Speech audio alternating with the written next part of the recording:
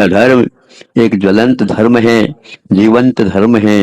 यह धर्म अधर्म के द्वारा अर्जित जो कुछ भी मल है उसको साफ करने में उज्जवल जल है। इसका उपयोग जैसे जिस रूप में आप करोगे उसी रूप में फल मिलता है।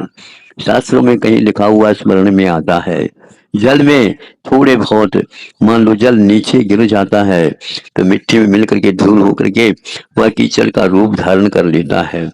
किंतु बहुत कुछ गंदगी हुई है, ऊपर से मेघ घटाओं से जल बरस जाता है तो क्या कहना, मूसलाधार वर्षा 1 घंटा होने के बाद वहां पर आप चलेंगे तो जैसे घर में जमीन बनाते हैं उसके अनुसार वह जमीन सारे सारे उस कीचड़ से साफ हो जाती है। इसी प्रकार उस वर्षा के समान हमारा ये धार्मिक भाव होता है। इसको हम तराजू के एक पालते में पैसे रख करके दूसरी तरफ धर्म को आप किसी प्रकार से तोल नहीं सकते। वह अनमोल विद्या, वह अनमोल इसलिए है उसका मूल्य जितने हम अपने बुद्धि से करते हैं उससे और कई गुना है। कितने को कई गुना, तो अंत में ये कहना पड़ता है साधुओं को, वह तो अनमोल है।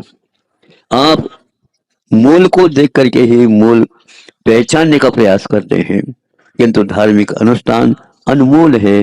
कब क्या किस द्रव्य क्षेत्रफल हो से वह फलेगा इसका आप अनुमान नहीं लगा सकते हैं। इसलिए बहुत ही विवेक के साथ आप लोग जो कुछ भी कार्य कर रहे हैं उसमें जितने आप त्याग और कर सको, पैसे का त्याग के लिए नहीं कह रहा हूं, किंतु मोह के रहस्य को समझने का प्रयास करो। मोह के रहस्य को समझने का प्रयास करो।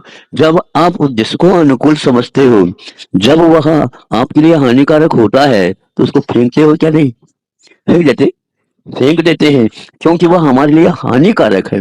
बस धर्म आपको हानि किसमें है और लाभ किसमें है, सच्चा क्या है, झूठा क्या है, पराया क्या है, अपना क्या है, यह बताया जाता है। आप यहाँ पर है, वारंट आ गई, चले गए, घर वालों को पता है नहीं यहाँ पर इतना रखा, या इनसे इतना लेना है, इतना देना है, सब यहीं का खाता रह जाता है, दूसरा खाता खुल जाता है। वह मुड़ करके नहीं देखता, अब यहाँ पर जो पुण्य पाप किया था वो यहाँ रह जाता, लेकिन साथ लेकर के चला जाता। वहां पर पुनः चुकाना पड़ता है, ये छूट नहीं सकता। सोच विचार करके अपने जीवन के क्षण आप तैयार करें। तो वैभव त्यागने के लिए जुड़ गया है, जोड़ा नहीं गया, याद रखना, जुड़ गया है उसको त्याग करना पड़ता। त्याग ये पुरुषार्थ संबंधी है, जुड़ जाना इसमें पुरुषार्थ में अपने कर्म का उदय था। ऐसा समझ करके चलेंगे, न अभिमान होगा और न ही दीनहीनता होगी।